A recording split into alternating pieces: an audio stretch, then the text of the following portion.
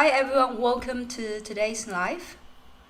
I'll just wait for one more minute so allowing others to join us. This section will be very informative. You can ask me any questions in relation to Global Talent Program. And today's section will be really much focused about current change, which is new. Current means new. Department has shared some information with us a few weeks ago, and the most recent change which they shared to me last week is about fintech. So I'll be really talking about fintech, focusing fintech, but also cover other sectors as well. So this really new change will be applicable to all applicants who's actually applying now. And also, I think you have been practiced for the last 3 months about this new policy. And I understand some of you might be immigration lawyer or migration agent. You can ask me questions if you want, that's no problem. I'm happy to share, and the reason we have a YouTube channel is really about to share knowledge. Alright, I think we're about here. Hi everybody, welcome to today's live. Just put down your questions in the chat box. I'll be able to see them, and maybe put down your name there so I know you're here. So there might be delay from my end to the YouTube, but I will try to answer all the questions possible, right? All right, so one of areas I must clarify with all of candidates, they always ask about, sectors, right? They always ask about sectors. They ask about which kind of sector we would like to ask. So the major change for the department is they are no longer just accepting one of the 10 sectors. Although in our practice, it has been always the case. We are not just accepting candidates from within the previously 7 sectors and now 10 sectors. It has been our practice not just accepting candidates from these sectors. We also had to accept candidates from other sectors, and they all got permanent visa approval. So it is my interpretation that it should not limit it to 10 sectors. The reason behind it is the purpose of the global talent visa. It's not picking sectors. However, it's about to really give out permanent visa to candidates who can help Australia to go to the future, and to help our economy become very resilient. So we really talk about that. Obviously, technology will be very much focused, but some of areas might not necessarily 100% related to technology. The department, if you have some areas that you share with me, you can contact us for that. All right. So first one, it is not limited to 10 sectors.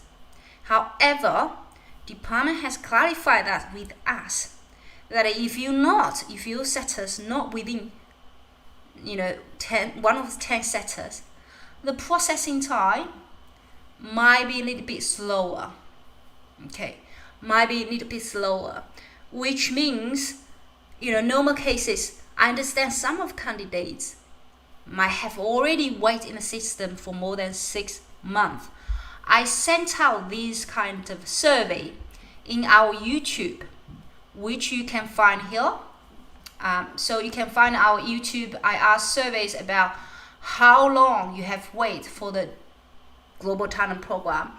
I heard 30% of you told me that you waited for more than 6 months. Okay, you have waited for the UI, have not got any feedback from the department for more than 6 months.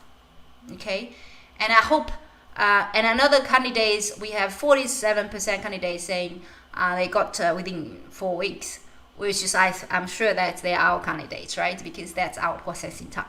Now, if you're not my clients and you're doing yourself, if your processing time is greater than 6 months, you need to make sure that your the material you submit to the department meets the current requirement.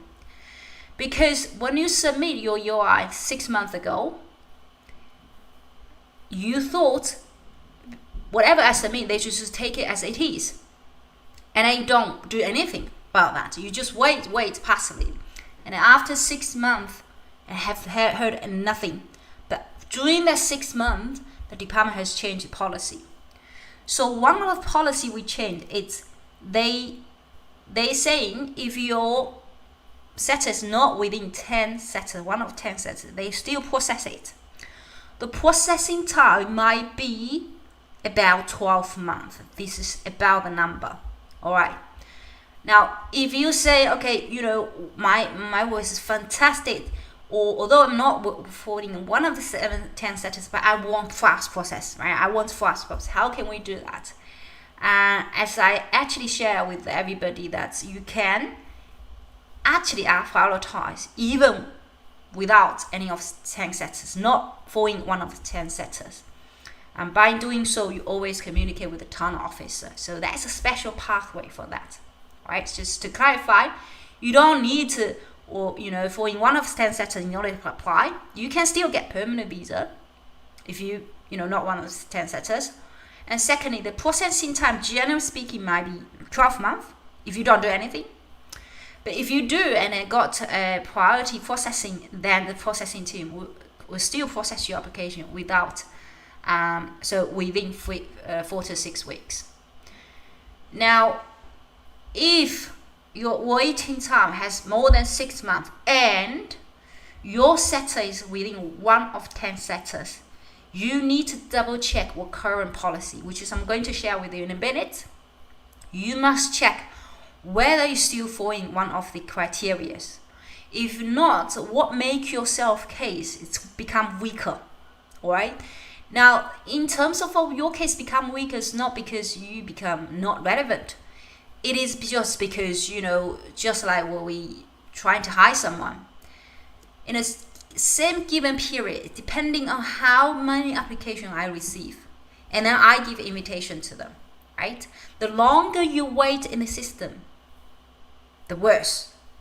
Because someone else announced them, so this system and now someone else come forward, all right? And they always take fresh eyes. So if your case is actually greater, your processing time, greater than 6 months, I think lots of people are waiting for too long, then you should just check about policy. Now you can check, this one, we got it from department, but this graph, it's no longer available in department website because they update it again, okay? They update again. And the most updated news we're going to share with you, and today I'll be covering majority of the key setters we have been doing, plus some of setters that we mostly have lots of confusion and misunderstanding with that. And so because of that misunderstanding, that you assume you are relying on that, and all materials you provide to the department showing the wrong direction, which makes just simply as that, make your processing times really slow. In our case, obviously, we get permanent candidate invitation within 4 to 6 weeks. And why we can do that? It's not because we passively wait in the system. We want feedback within that period. We know how to position them. Now, okay, I will be sharing this one with you in a minute. Here we go. So I'll be going through one. Okay, I'm going to share this with you. All right. First one, I'm going to share with you, generally speaking, what's actually the change. All right, actually change. First of all, I just mentioned, If you're not within following one of the 10 setters, you can still apply and you can still get permanent visa and you can still get invitation within 4 to 6 weeks. You can. Generally speaking though, the processing time, if you don't communicate with talent officer, you don't have that code, generally speaking, the processing time will be slower. Alright, slower. But you can still get it. First one. Second one, they now not just simply categorize about processing time. They categorize of strong exceptional candidates. It actually has been always the practice. Okay, always the practice. Now, when last time I mentioned about categorize different processing time, who's the first line? If you can remember, share with me. You think what kind of candidates you can receive their invitation in about 4 to 6 weeks? You can just comment below and then I'll answer them. Okay. What do you think the first line of processing? Okay. What do you think? Absolutely, yes, I'm gonna answer that. To get job in Australia. Yeah, to get job in Australia. Now, this is a misunderstanding. You have to get a job in Australia or you are currently working in Australia, you're going to be prioritized. No. So, first of all, if you're currently working in Australia, doesn't guarantee that you'll be prioritized. Right? Doesn't guarantee. Second, if you got job offer, doesn't guarantee you can be prioritized. Third, even you don't have a job offer, that you will not be prioritized. So this is 3 all wrong. Okay, wrong. Why is that? Because it's not just about job. It's about future job, your future growth. It's really saying one thing. Will you become high income earner? How likely you become high income earner?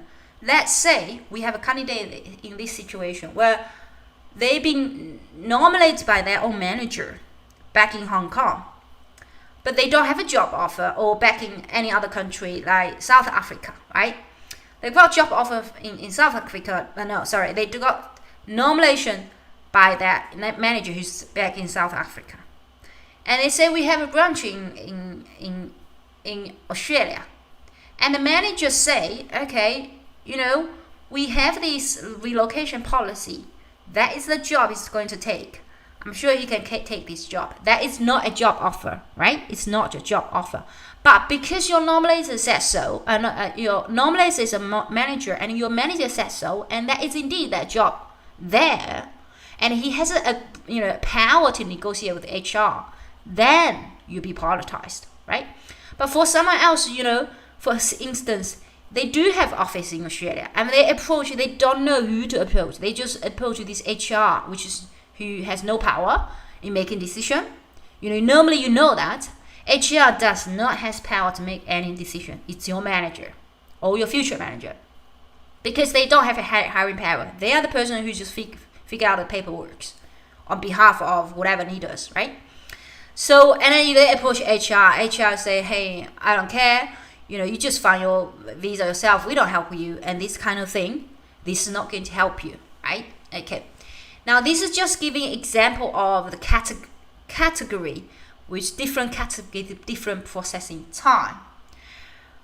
So this one will be processing, and second one will be someone you are earning high income now, and third category will be someone who's going to be earning high income now.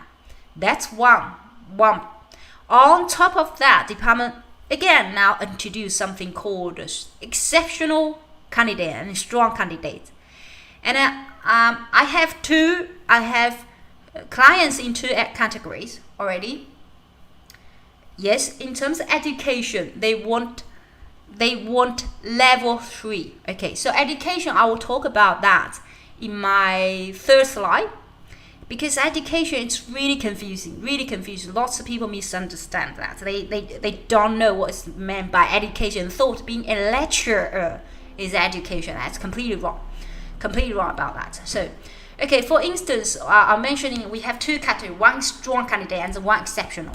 And if you are strong candidate, if you're my client now, you have invitation code. If your invitation code state with G something, G00123, you are considered a strong candidate. If your invitation code is T, start with a T, T something, T number 12345, then you're exceptional candidate, right? What happens with exceptional candidates is they don't ask a question, they process really fast, like straight away. So tell them, hey, I've got this, they will approve your visa right now, okay, right a minute, okay? And they have really strong waiving power, which means if one of the candidates, for instance, their family member illness or this unhealthy issue, they can use that number to waive instantly. We can just say, hey, we've got code start with a T. Here we go. I want to waive this, I want to waive that, and it will be processed very fast. So this type of two candidates, you now can check your invitation. Okay, so if your invitation start with G and then strong candidate. Now, why we have two type of candidates, right? Why is this the case? Because there have been many misunderstandings that I have to be exceptional in order to apply, right? I have to be exceptional. And that is wrong, because you don't need to be exceptional. Department basically saying you don't need to be exceptional. You just need to be strong enough for us to invite. So they encourage you to invite. Now, strong candidates for fintech, because I'm sorry, majority of my clients in fintech, so I have to share this with everybody. What is considered exceptional, obviously, CEO of a founder of a digital asset financial service enterprise, which means global company, or very medium-sized company, and then they are exceptional. All right, so okay, we know that they are exceptional, no problem, but we're still inviting people who are strong candidates, executives, in the area of IC, strategy consulting, AI, grounds, strategy development, especially nowadays in banks, right? In banks, they need to have a ground strategy because of the number of, the legacy system and the number of transactions they hold every single day, every single minute. In risk insurance market, we have insurance tech, regulation tech, global financial service operation models. So this is the areas we are really working on that. And the others said they will just tell you, if you are, this one, we're going to pay attention to this. It is called Chief Financial Officers, right? Chief. Now, look, that is looking really senior, right? Really senior. However, bear in mind, we do have a few cases, quite a few CFO got permanent visa, right? No problem with that.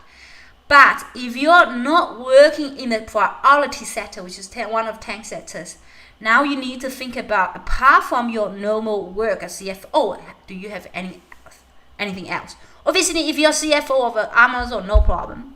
Automatically, you got a permanent visa. So I'm saying this, right? Your area, nature of work to the sector, how close is that? If you're CFO of a retail company, now we're going to say why, the department should invite you. Not necessarily be rejected, but your case is weak. Your case is weak because they use this guidance, which is processing officer, use this guidance to really denigre you or give you negative feedback. They use this guidance. All right, so you can see how your case is weak and how you can actually tell department, yes, understand, you might not invite me if I am this year, but I have this and that, right? Insurance brokers, sales manager, not necessarily, again, you're going to be rejected, but really on top of that sales role, what else? Are you a leader? Really think about that. Accountant, general accountant, no, you're never going to be invited. Stock brokers, no. But if you are portfolio manager, yes, that will do. Okay, so you can see that's a lot of the working in that we have exceptional and strong candidate, two categories. When you put it into two categories, what means one thing, for processing time will be really fast. Okay, but we also have candidates, very funny enough, who got negative feedback in a first attempt, which is really, really shocking. And it got, because his background is actually in finance, and he's really related to hedge fund. Now, after what happened, we appealed, and we said, well, I don't understand what you're doing. Your work here. My submission is, my client is 1, 2, 3, 4, 5. Have you actually considered this, all the elements? And then when we appeal, and then we actually got attention from the talent force, global talent task force. And then we flag this into the processing team, and then we ask the processing team, look this again, which is normally, don't have I don't exercise this often, because we are dealing with the talent officer, and then they know that we have done lots of awesome works. We don't want hassle, and secondly, they will think about, hey, Joanne, you have been helping with the candidates, lots of candidates. Why on earth you don't understand the policy yourself, right? Why do you don't understand? So normally I don't exercise this power, which means I flag into the talent force, global talent task force, which means Prime Minister special envoy. I don't normally exercise, but I thought at the time, this is crazy. I understand policy, the candidates, although it's not regular, not regular or file, and I appeal that. And then what happened after that? He became exceptional. He got number of T. They gave me invite a first attempt. They gave him first number, start with the G 1, 2, 3, 4, 5. And later on, department sent me another email. Hey, I'm sorry, Joanne. Please use this T number because I consider them as exceptional, which is funny enough. And my question at the time is, how on earth you reject my client, same client, deem not even strong candidates, and on the second attempt you deem him as exceptional, which is funny, right? But you can see that if your profile is very strong, and you can actually do that, you can exercise this power to really, have the confidence to see this through. Now, financial service, some of the examples here, I shared one of the YouTube somewhere else. You might need to search, use a fintech to search that. But today, I think financial sector is really about that, about wealth tech, regulation, insurance, neo-banking, digital, cryptocurrency, predictive financial service, digital asset, user experience, UX design, software engineering, trading system, in financial sector, crown technology, financial security, all of this information we've done quite a lot, okay? And platform contactless, okay, done quite a lot of that. Some of the companies sell, not necessarily they are financial sector. Some are actually within the transportation, but they use this transportation card to pay, use it as a payment. So it doesn't matter, it doesn't matter in the future, really. You don't even need a car to do the payment stuff, right? You can really tap it, or use your mobile, you use your watch to tap. So really the sector, the company doesn't have to be a bank or financial institution or anything like that. It can be any of the sector, it doesn't matter. It's nature of the work. All right, someone asked you education sector. I believe I have education sector here. All right, here we go. Okay. All right. Let me see if you are still here. Let me see if you are still here. Okay. Okay, yes. So education, first of all, the one misunderstanding of education is that if you are academia, if you're a lecturer, you are following one education sector. That's wrong. That is wrong. Okay. So what do we mean by education? They actually pretty much about two areas. Okay. If you want to claim yourself success in education, you only have two ways to succeed. First of all, if you really say, I am a really strong researcher, and this and that, you're going to have tons of evidence to show you are ahead of everybody. Because everybody knows about that, right? You say, I have publications. If you're a PhD graduate, you say application, this is dangerous, very dangerous. Why is that? Because if you're a PhD student, really, you just did a PhD, right? And then you just had one thesis, perhaps it's not published yet. So, and then you're gonna claim, oh my God, I'm ahead of everybody. No, you're not going to claim that, right?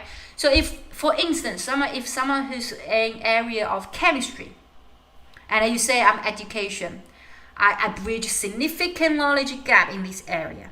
You know how hard is that? Because you don't necessarily bridge significant knowledge gap. Someone have to verify what you say. You can't just hearsay. You can't just say, I did a PhD and bridge significant knowledge gap. So where is the product? Okay, science, it's not, you take time to verify that, right? So education have two areas, okay? One, it is indeed you bridge a significant knowledge gap. And you have to have proven someone who's leader in that and verify you, all right? And then you have the impact factor. You just don't quote something like you are second author, which is doesn't matter how many publications, no value if you know what I'm talking about.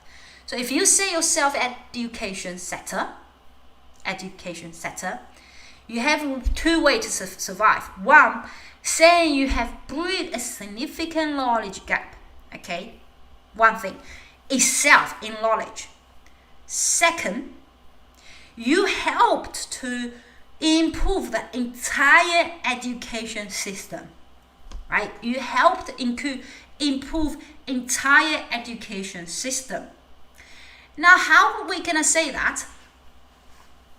How we can improve in entire education system? Simple. If I help with one person who's actually IT director in one of the universities, and then obviously she's done quite a lot of works, not just e-learning, but I was very focused on her e-learning.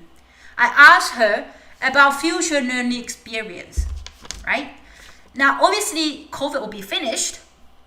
But now people are more adopt to really learn online. But now online learning, just you and me, there's no interaction, there's no technology to help us, you and me, interact. Okay, so if you're working within that, help the whole education sector to move forward, then you're right. E-learning, anything related to that, or STEM learning, right? Or help something like help a few universities to get massive grants, right? Or help universities to get massive students, or help universities to send a campus another country. You're helping education system to move forward. Then you can claim you're within education sector. If you claim you bridge a significant knowledge gap, you have to be a senior researcher, okay? Senior researcher, meaning you have to reach Australian academic level DOE. You have to be a professor, simple as that. You have to be a professor. So if you're just a graduate PhD and you just got a job, teach a few lectures one of a week, it's gonna be very significant hard for you to get invitation.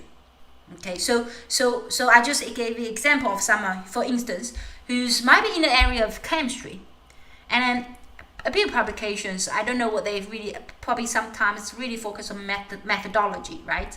Analyzing and so methodology. So it's actually significantly harder. Instead of we say, oh, okay, education, because when you focus on education, right? Think about this way. If you are in the area of education and then you focus on really much education, you just feel, oh my God, I need to tell the department what I'm teaching, right? You use a significant amount of paragraph really, to talk about or I'm teaching about this and that, how many I'm a really great teacher and I receive award about my teaching ability, and this is and then you say I develop the course materials, yeah. You say hey, look at my publications, and then because you're focused on that, and when you check that, your case is actually really weak compared to someone else's, right? They check your case. Oh well, publication. You know what? I don't see that as significant quotation here. Nobody quoted. I mean, nobody cites your research. Impact factor is not significant. I've got more than we've got so many great candidates. Now, so in this case, your case is significantly disadvantaged. Because not because what sector I should choose, because you focus on something that's going to sell is not going to sell your case well. All right, your case well. So if you're in the education sector, it's really about bridging significant knowledge gap. Now, I gave you example of chemistry. If you're in area of chemistry, now you don't focus that. We had the candidates actually in the area of chemistry, and then obviously he insists I need to be. I'm an education, right? I'm actually a professor, right? I'm a professor, not in Australia university, but offshore university. I'm a professor. I'm a chemistry professor, and I did have a publication. There's a long list. And obviously, as a professor, if you've been in the industry for more than 20 years, you know what I mean? You're no longer the person's first author. Although you might be a first author, but you're actually not really doing that. So that focus is completely wrong. So, and then he did it himself, and it got rejected, and he was furious. Why? He said, oh, I should just give up as a whole. I just need to give up. And I said, no, we're not going to give up. We're going to try. And we did by focusing his sector into medtech health sectors. We really, because his area is about methodology, right? Not necessarily about products or clinical trial, drug development. But his methodology helps the process of drug development. What we did was simple. We say the product itself can be commercialized. Although in theory or in practice, it takes very long time. If it has not been commercialized, it's going to be really hard, right? For the last 20 years, it hasn't been commercialized. It's going to be very far. But we saw the opportunity. We said there's a possibility, and the department wants to see that. All right, he's got permanent visa already. Now, why education is extremely hard?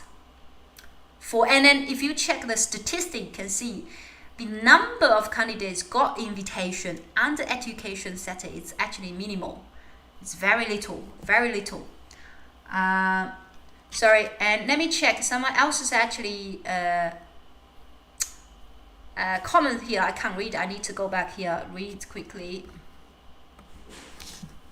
I need to check this because I want to make sure I'm relevant here.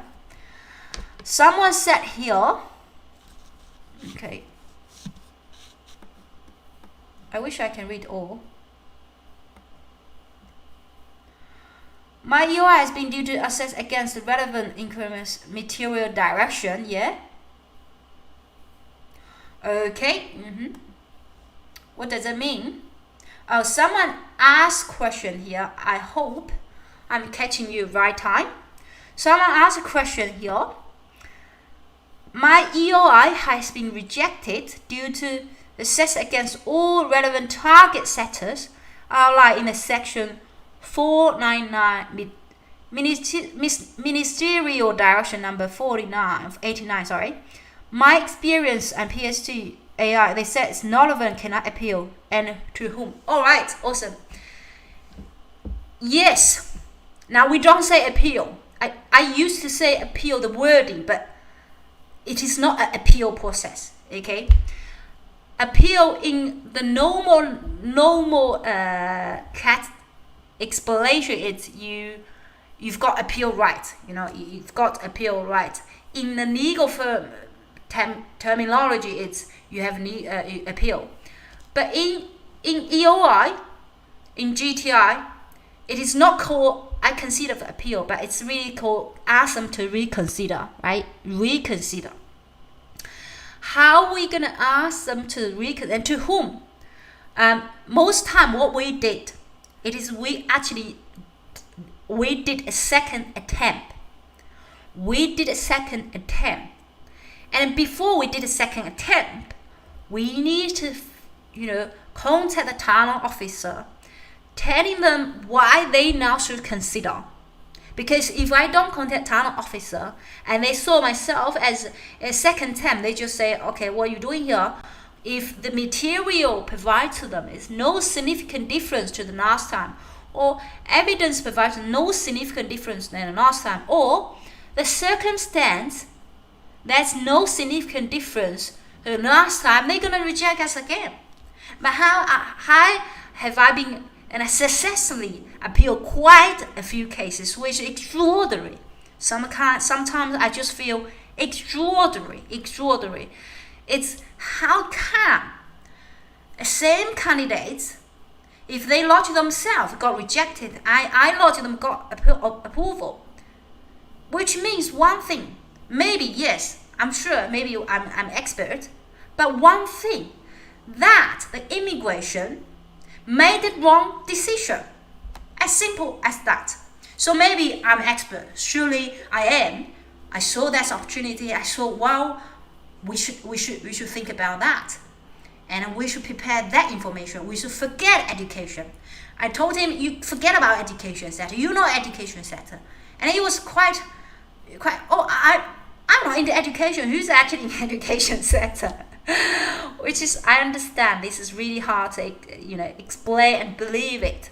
The person who's a lecturer working in university and has publications in areas, and they say no, education, I'm going to reject you, and then we put it into health sector, and they gave an invitation. The person, this candidate, actually, at the time he applied, he actually passed 55 batch. He was about 60. And how hard it is, for us to really go through this, right? Because department say what's going on, this person is going to retire soon, right? So how we did that? So contact us. We have communication channels on this. This one you can see on my email address, our communication channel. I will have a look about yourself to see that is a scope.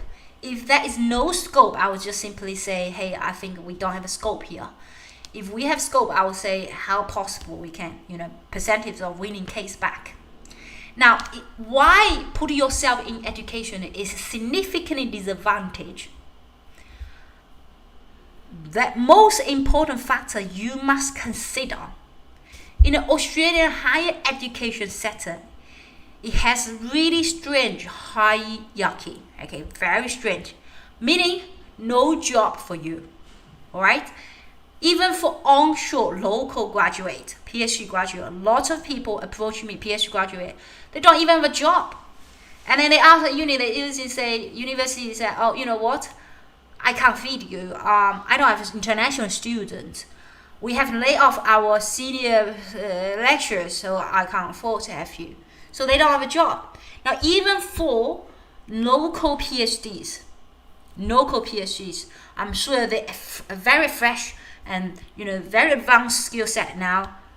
The university won't have don't give them a job. Not saying other people from outside Australia.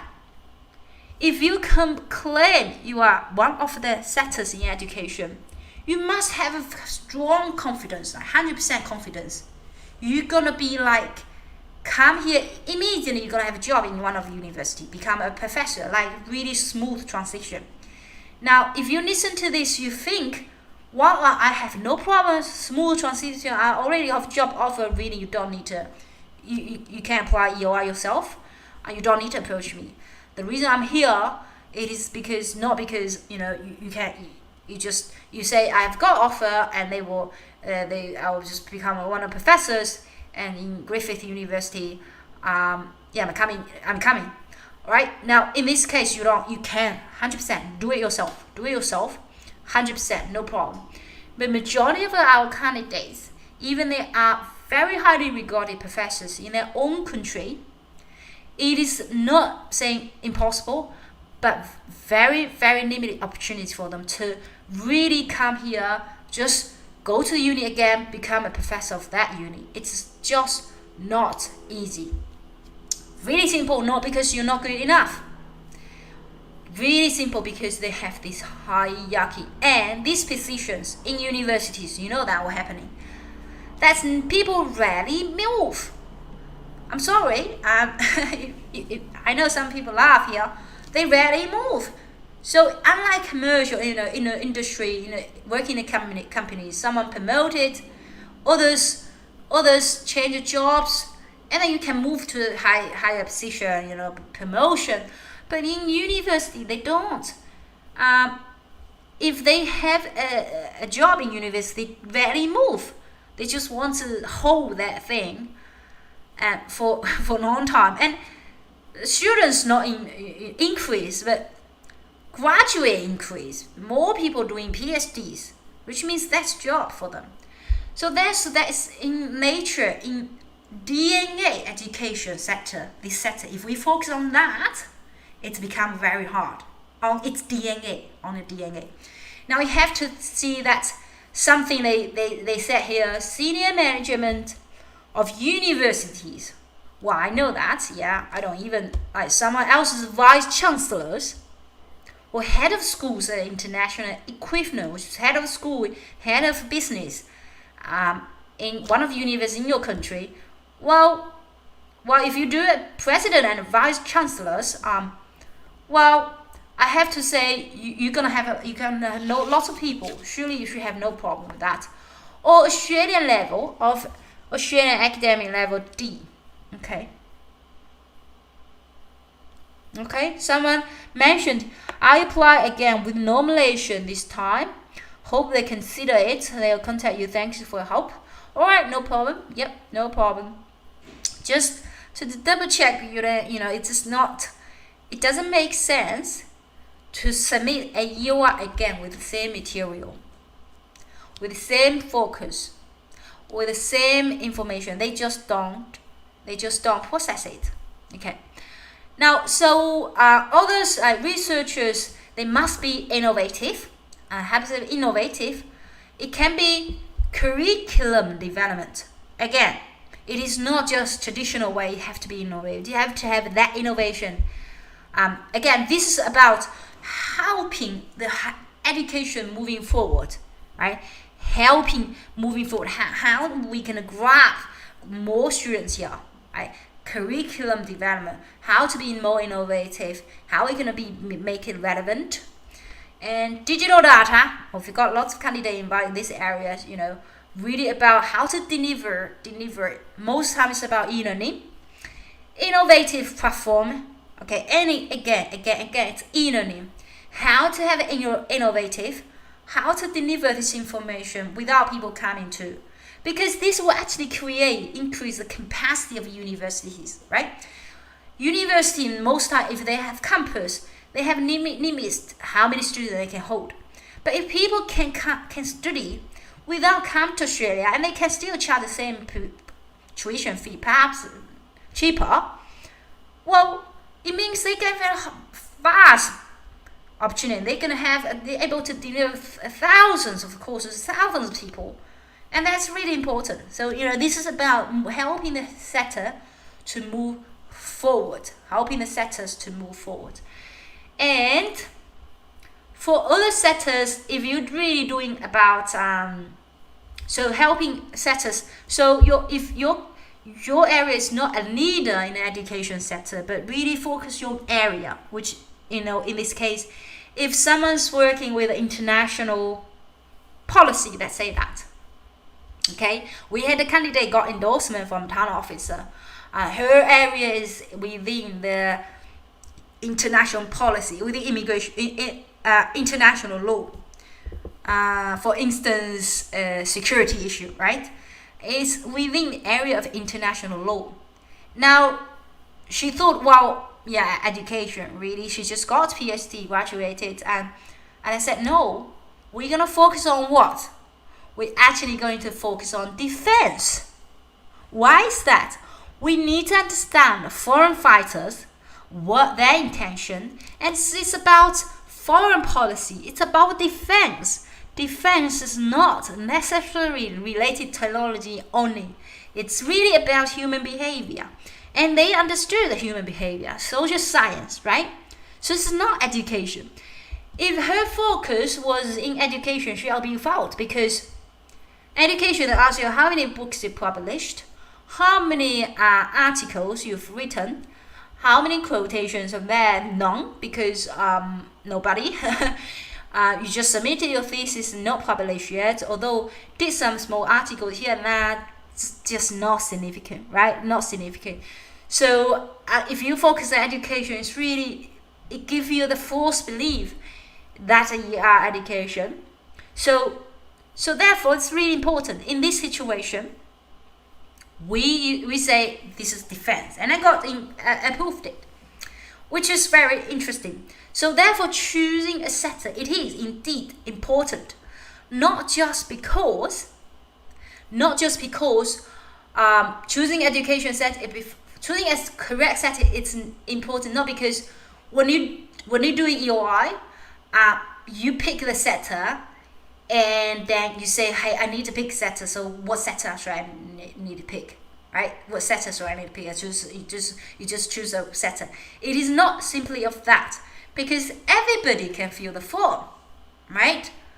But the refusal rate for EOI, the rejection rate, the success rate, I think, the department's statistic, general one, okay, across everybody did it themselves or some others, the success rate, it is only about 30%. 30% of candidates receive invitation. A majority of them reject it, right? Reject it. Surely, when you apply this, you understand English, you can write out everything yourself, you can complete a form. Everybody can do that. But why we have so different results? Someone got permanent visa within 1 month. Others just try multiple attempts. Doesn't matter how many times you try, you're gonna get same result if you provide same information, right? You're gonna have same result. Why are you expecting different results? Now, talking to another candidate, he mentioned to me, this time I did a nomination. Now, you thought that would be a chance. But at the time, nomination was not a requirement. Now this is a requirement. I think before you did anything like a second attempt, whatever attempt, really need to think about one thing. What made you reject first time? What was the reason? And the second attempt, have you tackled that reason? So you can't just say, the department say, okay, I think you got a wrong sector and education, I don't even know what you're talking about here, and it got rejected. And then you thought, perhaps I don't have a good to nominate. What's the problem? Let me just find someone else to do it this time. You're gonna get rejected again because you did not answer the question they put on a file note. Whatever they make, decision on it, a case officer will make file note on it. They will say, hey, I think you got rejected because this person chose wrong sector. Sometimes not like that simple. But then you chose the same sector again and you didn't address that. So it doesn't matter how many attempts. And nowadays, department even asks you to say, have you got rejected first time, right? And you're going to say yes if you did, right? You're going to say, oh yeah, I got rejected. And then you try to explain why. And the different time of a case officer look at file again, oh, this person got rejected. And then they just simply do one thing. Okay, they just check, the reason NAS processing officer said this, that. Okay, is this reason still here? They don't check anything. They don't check anything else. They just say, is this reason still here? Yes, okay, reject again. As simple as that. I'll do the same thing. I won't check entire stuff again. I won't check why. Because someone think about if I have a department, I have limited staff members here. I can't just have one people check multiple applications. I'm gonna have a reason for me to check that, right? You're gonna give me a reason for me to check that. So make sure you have that. You have that information before you. All right. Again, on this one, it has two categories. One strong, one exceptional. Exceptional, we all know it look like exceptional. Others look like not exceptional but very strong. Very strong, can be considered, and then we have quite a lot of candidates. It's very hard to be exceptional in education sector. If you are exceptional, really, I feel that you could have already got permanent visa. You could already got university sponsor you. Although we did have a few candidates who has been sponsored by the university already, and then they still want permanent visa simply because it's easier, because university won't sponsor you forever, right? And then you have limitation, you don't have flexibility there. It would be nice you have freedom, go anywhere you like and do any job you like, do or not, go anywhere you like, isn't it? Okay. Alright, so for this education sector, anyone has any questions, I'm happy to pause here and answer of any of the questions. I have a few. Okay. All right. That's, I think, today's section. We just finished off Digitech, and then thank you very much for what we just have another 10 minutes, I assume. And if you have any questions or you want us to check again, I do, however, do put free assessment, which normally I'll be able to determine on first sight. I'll be able to really think, really understand that. If I don't, I ask you more questions to see that, and then you can join my linking as well. Oh, third sector. So today we just will cover two main sectors: fintech, digitech, and education sector.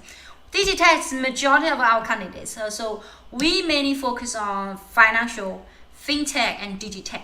Okay, that's my area. So digitech, all of the apart from quantum information, all of areas we've all done that. We all done it. Even even Meta, we have done that. We have candidate from Facebook.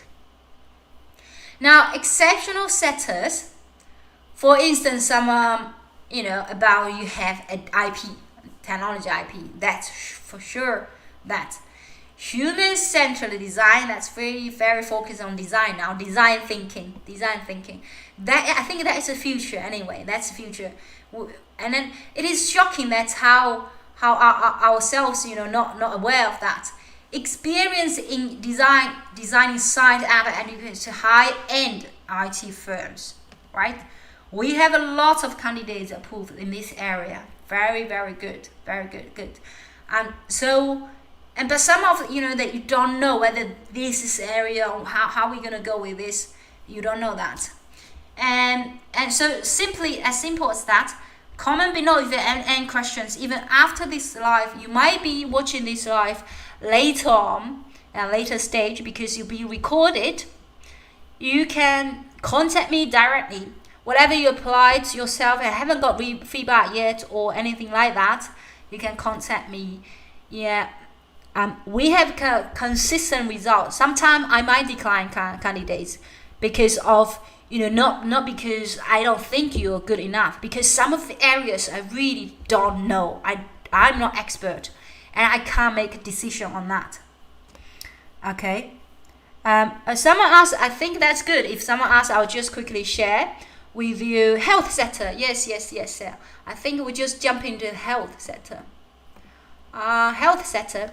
Okay, by the way, this information it's only available to us, which means we are actually a really strong agency. We help a lot of candidates. Okay, strong candidates in health sectors. One area I just mentioned. Okay, Ning, you just mentioned here. Say one areas we just mentioned. Someone who's working in chemistry. It's actually we classify as health. Any other, something like software engineer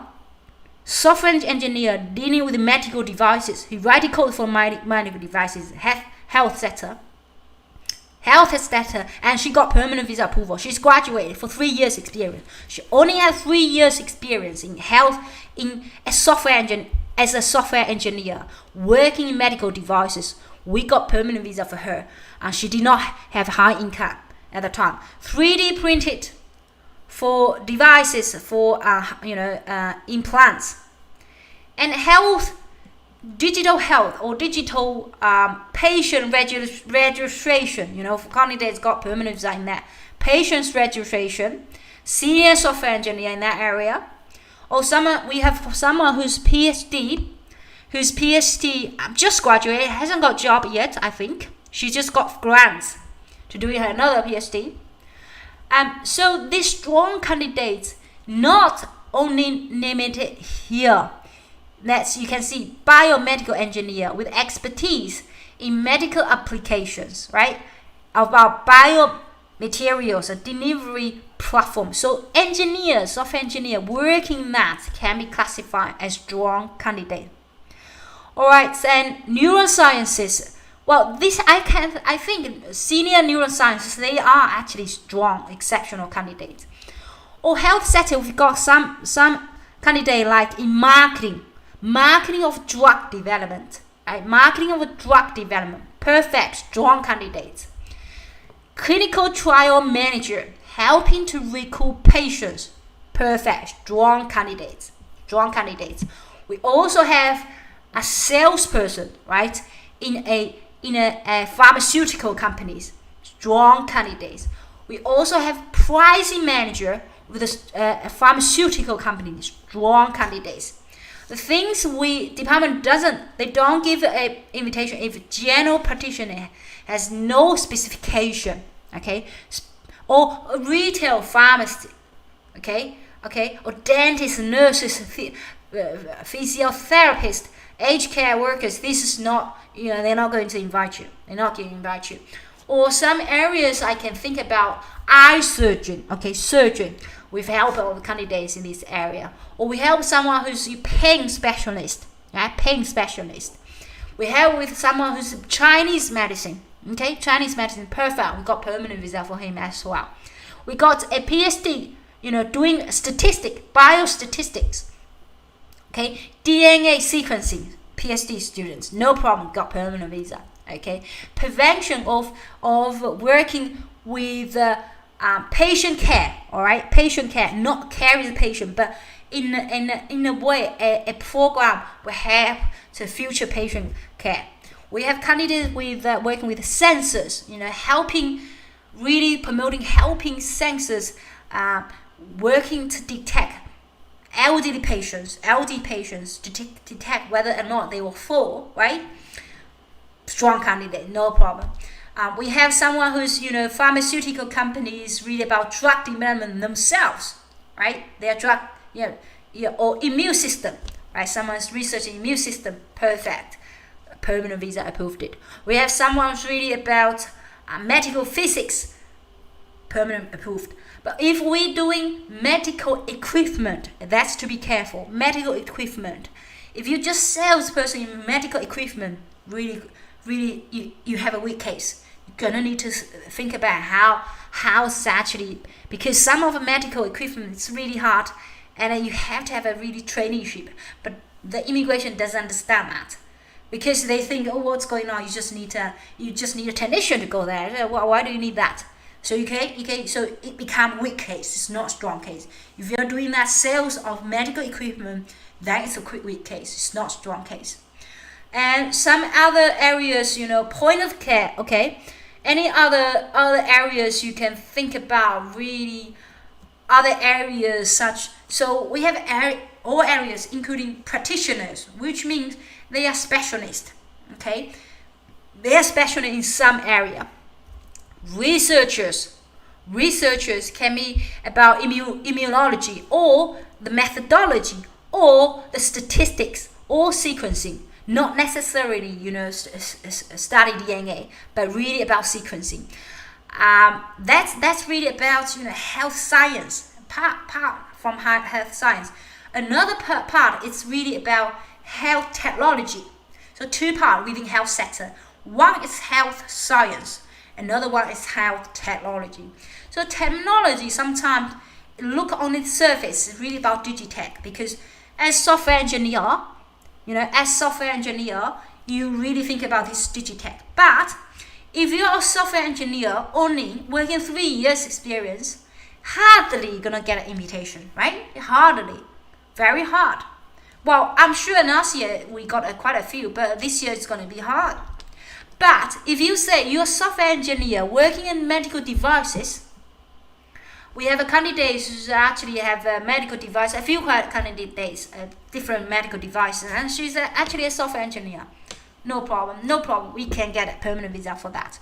It's still a strong case. So the department shows some of the examples here are not limited to this. Okay, are not limited to this only. You just need to make sure that it applies to your situation. Think about, am I a general practitioner? How am I going to show I have a special ability somewhere? What is my actual special ability?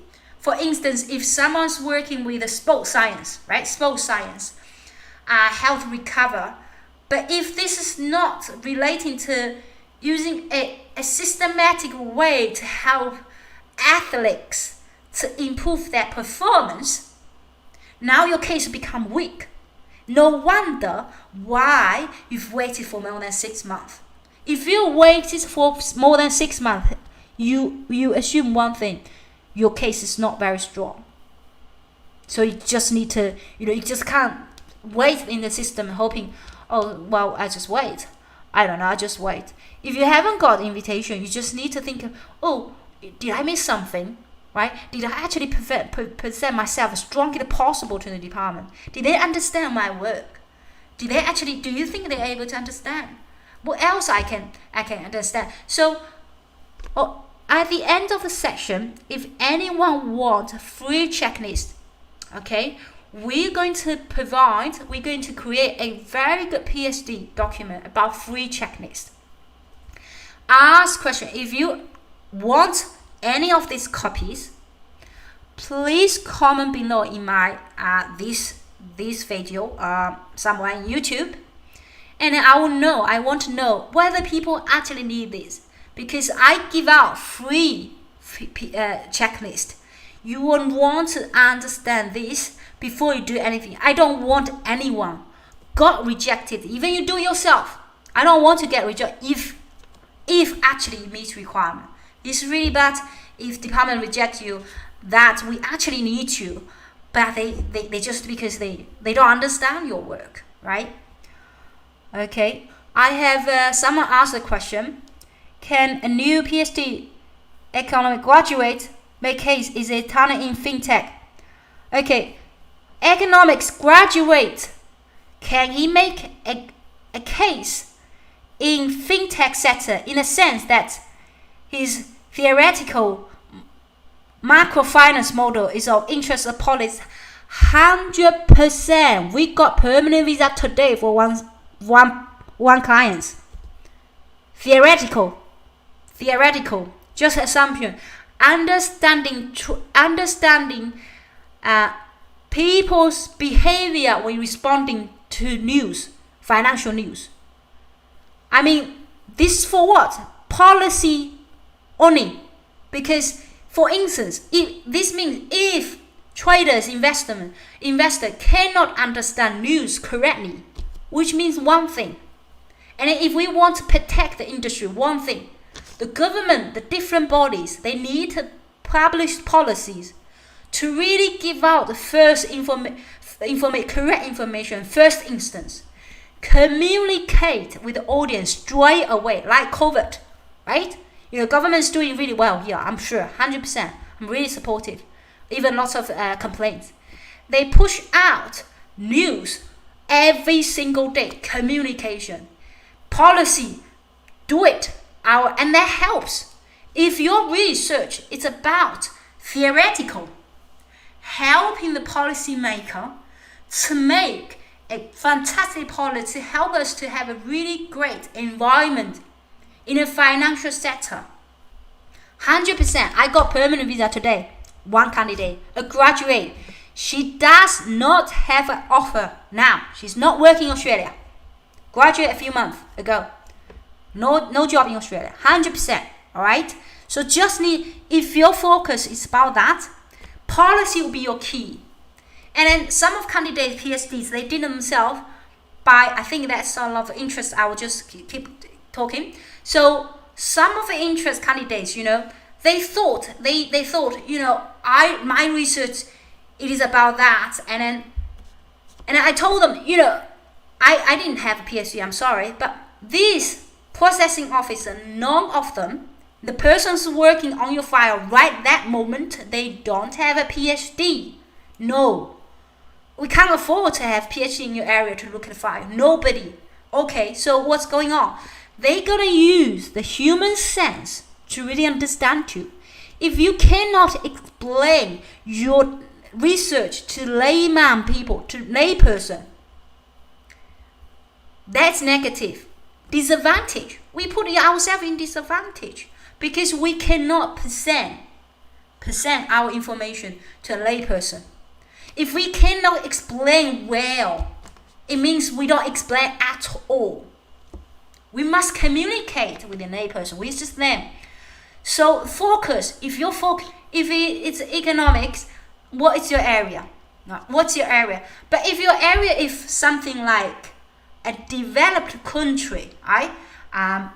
That's dangerous. Why? I'm not saying this area, it's not good. 100%. Everything you do is awesome. 100%. Very good. But the department is not going to interest to find that. One thing, because this is Australia, they want to say one thing. Are you going to benefit me on what way? You're going to need to able to explain that.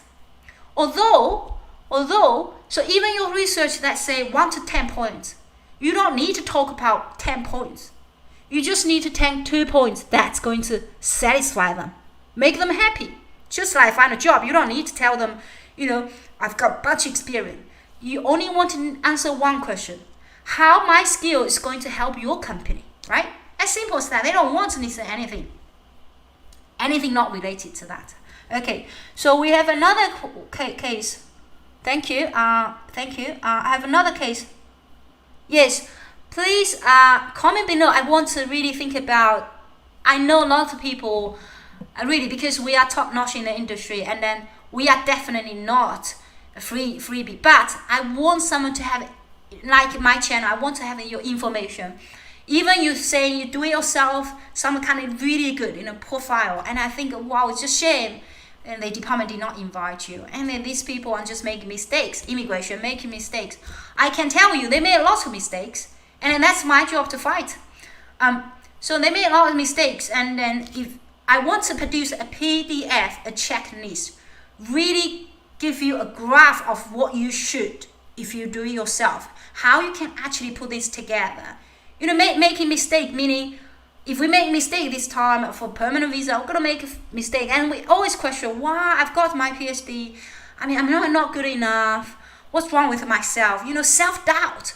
A thing with self-doubt, it's really bad, isn't it? We have another one say, okay, thank you very much. I'm gonna answer the final question. Someone asked the question.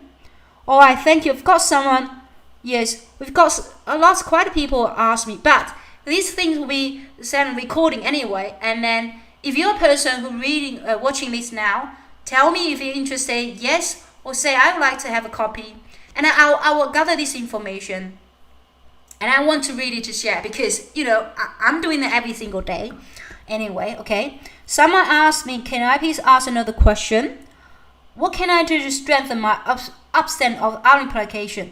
Okay, very good question. We have a bunch of PhDs have no publication, and they are so fearful. They say, oh my god, I don't have anything. My thesis submitted, they're gonna take another year, and I'm not able to see them.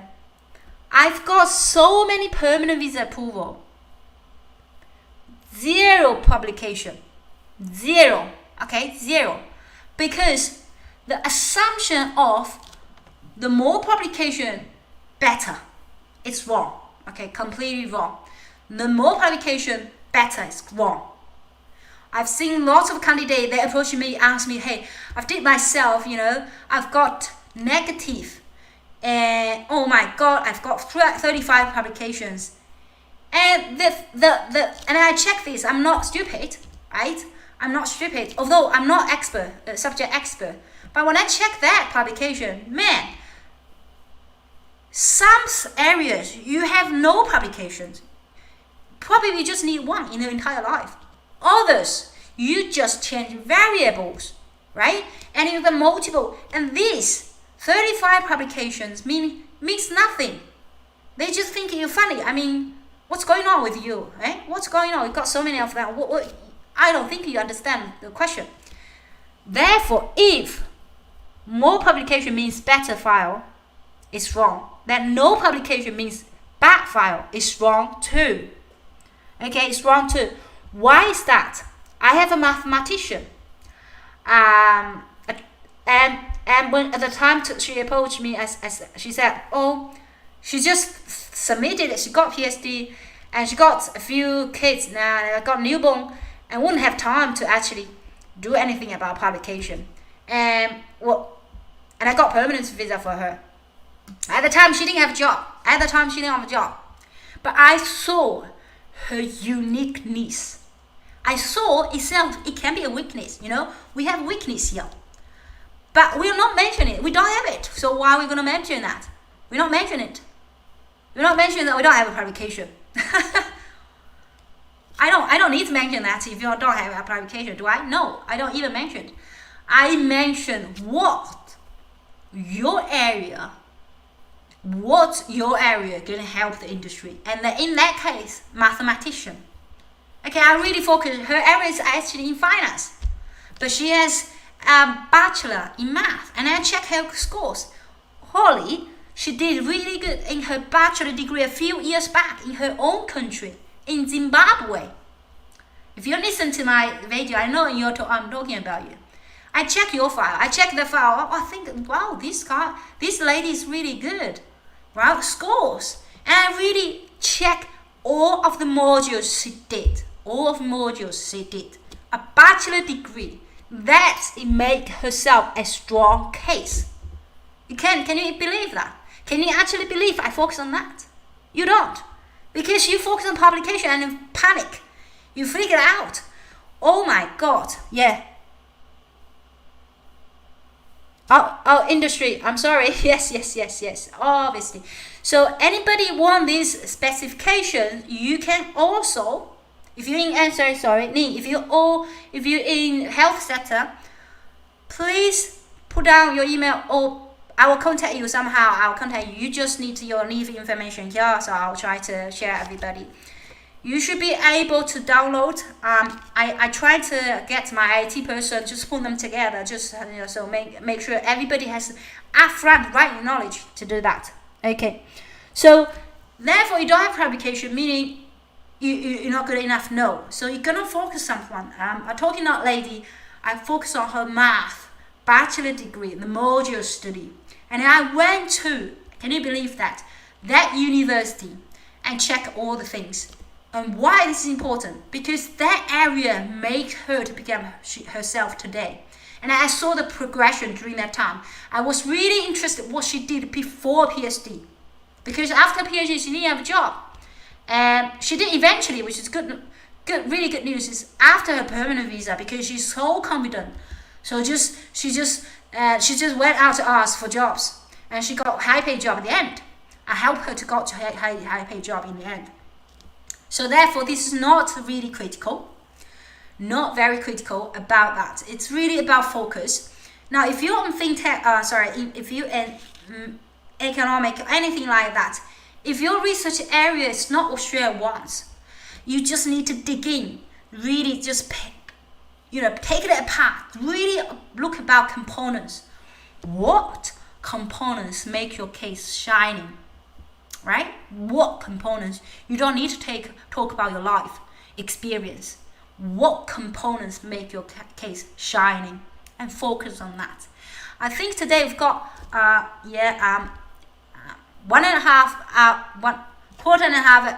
hour, delivering this. And I will be holding another webinar next week, because I have a few setters I haven't actually been sharing. A few setters about including advanced agriculture, advanced manufacturing, lots of areas I haven't been talking. So if you're interested in listening to my video next time, comment below and tell me what areas you want me to cover next time. Right? All right. For checklist and for the these different setters, components, we'll be sharing with everybody. I think it's really important. Everybody has fair access to the same program. Everybody should. We are inviting 15,000. I'm not afraid. Immigration is not afraid to take your file. So I want you, if you're good enough, we want to invite right people. We want everybody to have a fair chance to access this program. Stay tuned. Join us next week, same time. If you have any questions, comment below and I'll get back to you. Thank you very much. I see you next week.